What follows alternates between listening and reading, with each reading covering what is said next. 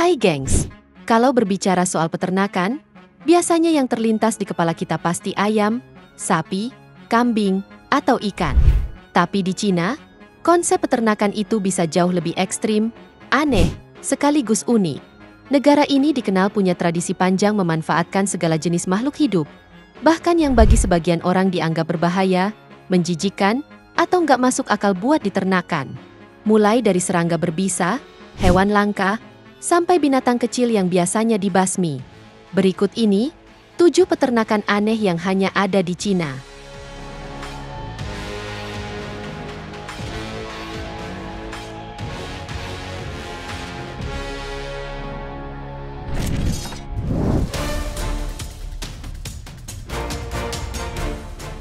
Kalau umumnya orang cenderung menghindari tawon karena sengatnya yang berbahaya, di Cina, tawon-tawon raksasa justru diternakan. Nggak tanggung-tanggung. Tawon yang mereka ternakan adalah jenis giant hornet alias tawon raksasa. Tawon ini sendiri sangat berbahaya, di mana sengatnya bisa melukai manusia bahkan sampai membahayakan nyawa. Tapi di Cina, hewan ini tidak hanya ditangkap, tapi juga dibudidayakan secara besar-besaran. Jadi nih gengs, tawon-tawon ini ternyata punya nilai ekonomi tinggi, di mana dagingnya diolah jadi makanan, dan bagian tubuhnya digunakan dalam pengobatan tradisional. Nggak tanggung-tanggung, harganya bisa mencapai $80–100 untuk sekitar 900 gram. Jadi wajar kalau banyak petani rela mengambil risiko demi keuntungan besar. Sesuai namanya, tawon ini bisa tumbuh hingga sepanjang 5,5 cm. Di mana mereka terkenal karena racunnya yang kuat dan kemampuan menyerang secara agresif. Meski begitu, bukan orang Cina namanya kalau mereka tidak bisa memanfaatkannya. Di Cina, tawon-tawon ini justru dijadikan campuran arak dan obat, dijadikan makanan, bahkan larvanya biasa digoreng dan ditumis. Untuk bisa beternak tawon raksasa, juga bukan pekerjaan mudah. Ini membutuhkan keberanian, kesabaran, dan perlindungan khusus karena sifatnya yang sangat agresif. Petani biasanya mulai dengan mencari ratu tawon saat musim dingin, ketika koloni lain mati dan hanya ratu yang bertahan dalam hibernasi.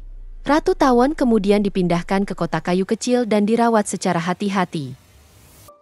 Setelah bangun sarang, petani menyediakan makanan seperti belalang hidup, daging mentah, atau campuran gula dan air untuk membantu mereka berkembang biak. Dan saat sarang sudah besar dan populasi meningkat, petani pun mulai bisa memanennya. Namun, prosesnya tidaklah mudah. Misalnya untuk mengambil larva tawon, sarang harus dihancurkan terlebih dahulu. Itulah sebabnya, harga pupa lebih mahal dari tawon dewasa.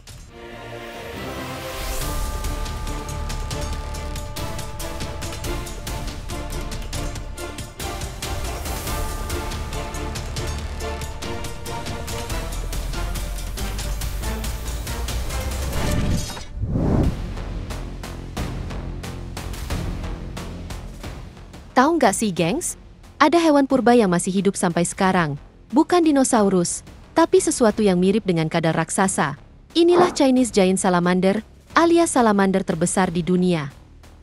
Di Cina, hewan langka ini tidak hanya dilindungi, tapi juga dibudidayakan secara besar-besaran.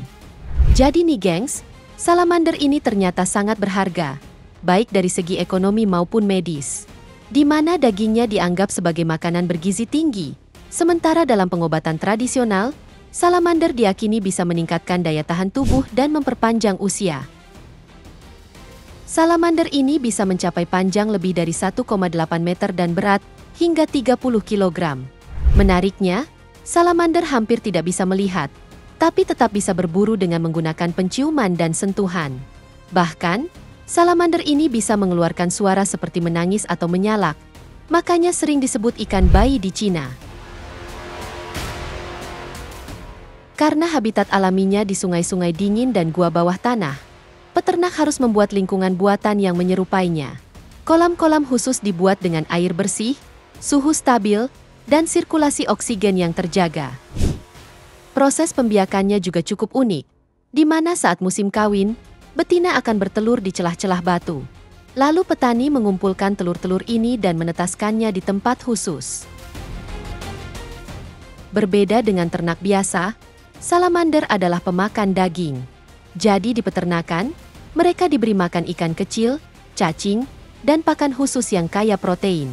Selain itu, petani harus sangat hati-hati dalam memberi makan, karena jika terlalu banyak, sisa makanan bisa mengotori air.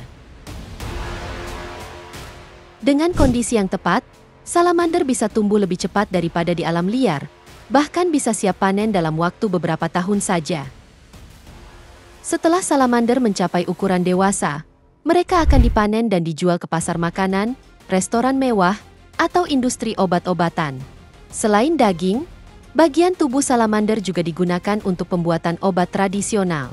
Bahkan, salamander dianggap sebagai simbol status dan kemewahan di kalangan orang kaya di Cina.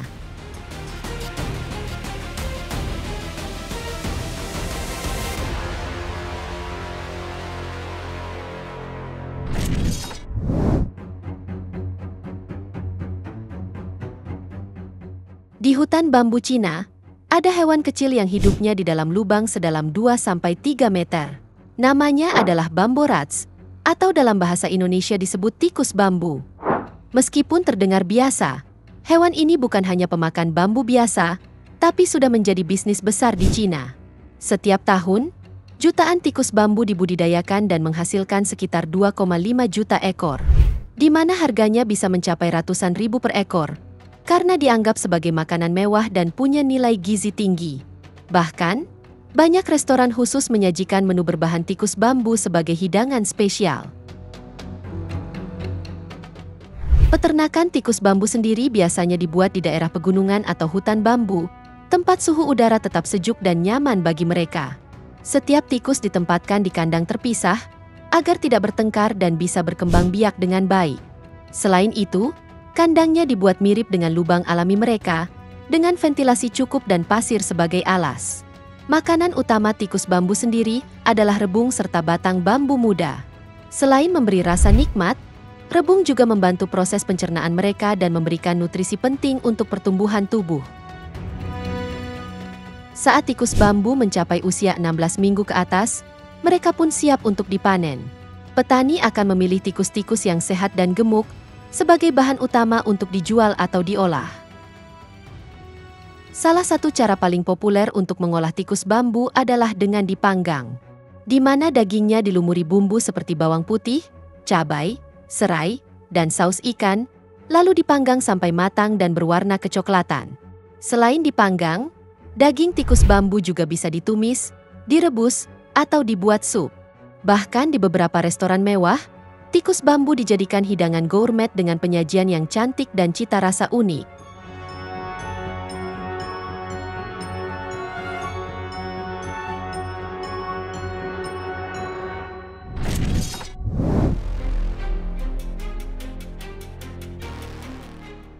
Kalau umumnya belalang hanya jadi hama yang mengganggu bagi petani, di Cina, belalang justru sedang jadi bisnis besar, di mana setiap tahun, ada sekitar 500 juta belalang yang diternak untuk berbagai tujuan, mulai dari makanan hingga ekspor. Bahkan, permintaan global mencapai sekitar 1.000 ton per tahun, dengan negara seperti Jepang dan Amerika Serikat menjadi pembeli utama. Jadi nih gengs, belalang ternyata punya nilai gizi yang tinggi, di mana mereka kaya protein, rendah lemak, dan mengandung vitamin serta mineral penting. Karena itu, belalang sering diolah jadi cemilan, campuran makanan, bahkan bahan baku suplemen protein tinggi. Selain itu, belalang juga cepat tumbuh, di mana dalam waktu kurang dari sebulan, belalang muda sudah siap panen. Peternakan belalang biasanya dibuat dalam ruangan tertutup yang hangat dan lembab, dengan suhu sekitar 30 derajat Celcius dan kelembapan sekitar 70%, yang meniru kondisi alami tempat belalang bertelur dan berkembang biak.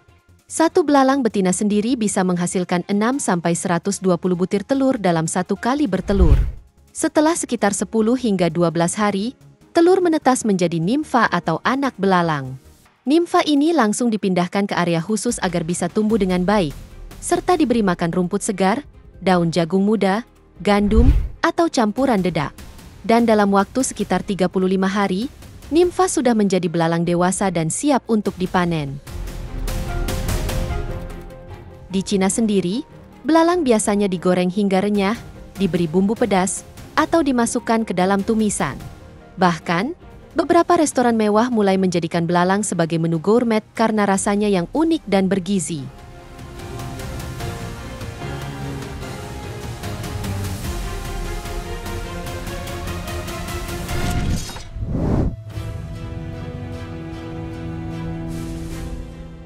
Bagi sebagian besar orang, lintah merupakan binatang yang menjijikan dan menakutkan. Tapi di Cina, lintah justru dibudidayakan dalam jumlah miliaran ekor setiap tahun. Petani dengan serius memelihara dan memprosesnya untuk berbagai tujuan penting, mulai dari industri kesehatan hingga pengobatan tradisional.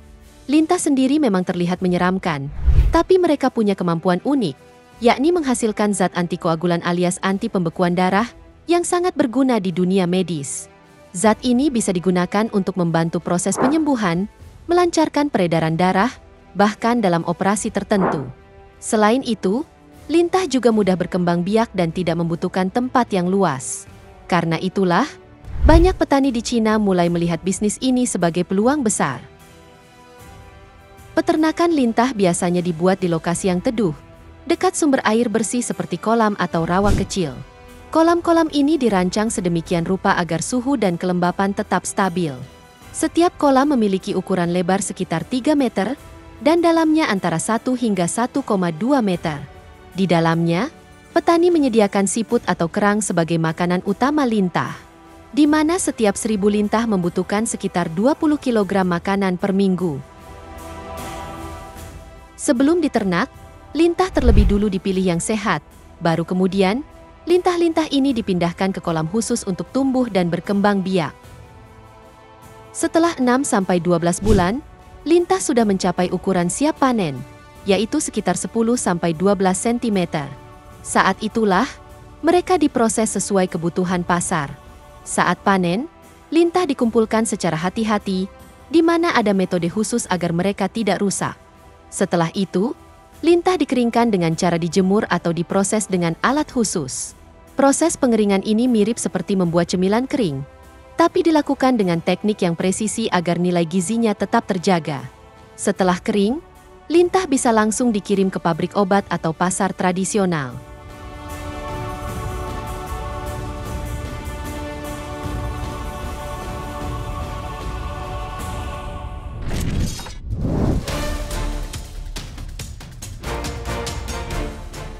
Bagi sebagian besar orang, kecoa merupakan binatang yang menjijikan dan menakutkan. Tapi di Cina, kecoa justru menjadi bisnis bernilai miliaran dolar. Bahkan, peternak di sana bisa menghasilkan sampai 6 miliar kecoa setiap tahun. Di Cina sendiri, kecoa diternakan untuk berbagai tujuan penting, seperti pengolahan limbah organik, pembuatan obat-obatan, bahkan sebagai pakan ternak alternatif. Selain itu, peternakan kecoa tidak membutuhkan tempat yang luas atau teknologi super canggih, di mana yang mereka butuhkan adalah lingkungan hangat, lembab, serta gelap. Para petani biasanya menggunakan rak-rak besar dengan susunan papan kayu atau nampan khusus, yang menyerupai celah-celah sempit tempat kecoa biasanya tinggal di alam liar.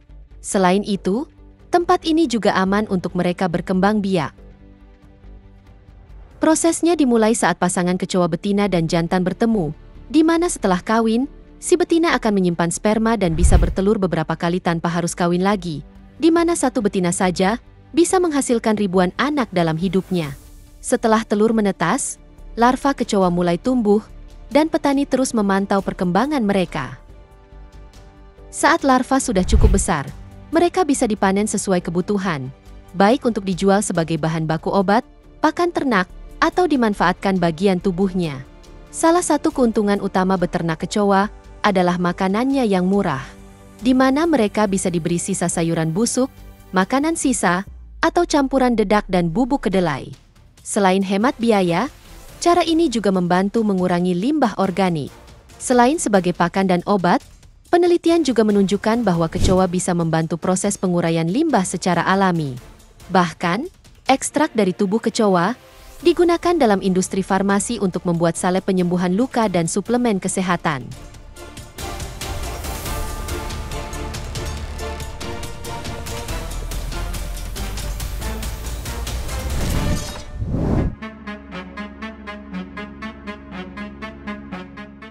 Pernah kebayang gak sih, gengs? Kalau serangga kecil ini bisa jadi makanan masa depan? Di peternakan besar di Cina, miliaran ulat tepung atau yang biasa kita kenal sebagai mealworm dibesarkan untuk menjadi sumber protein yang ramah lingkungan. Kalau dulu hanya dijadikan makanan hewan peliharaan, sekarang ulat ini malah jadi bintang baru dalam industri pangan. Jadi nih gengs, meski namanya mealworm, sebenarnya mereka bukanlah cacing, melainkan larva dari kumbang kecil bernama darkling beetle. Mereka mulai hidup dari telur, lalu menetas jadi ulat, kemudian berubah jadi pupa, dan akhirnya jadi kumbang dewasa. Yang bikin mereka istimewa, ulat ini bisa hidup di banyak tempat, dari pekarangan rumah sampai peternakan besar, bahkan pernah dikirim ke stasiun luar angkasa untuk penelitian. Selain itu, mereka juga punya kemampuan unik, yakni bisa memakan limbah organik seperti dedaunan, karton, bahkan styrofoam. Ini membuat mereka jadi alat alami untuk membantu mengurangi polusi plastik. Ulat tepung sendiri biasanya diternakan di kotak atau nampan dangkal yang diisi dengan campuran seperti dedak gandum atau biji-bijian. Tempat ini sekaligus jadi tempat tinggal dan sumber makanan mereka. Nampan-nampan ini ditumpuk di rak-rak besar dan ditempatkan di ruang gelap karena ulat ini aktif di keadaan gelap dan tidak suka cahaya terang. Untuk makanannya, mereka cukup diberi biji-bijian, sayuran, atau sisa makanan. Setelah sekitar 2-3 bulan, ulat-ulat ini sudah mencapai ukuran yang cukup untuk dipanen dan dipasarkan.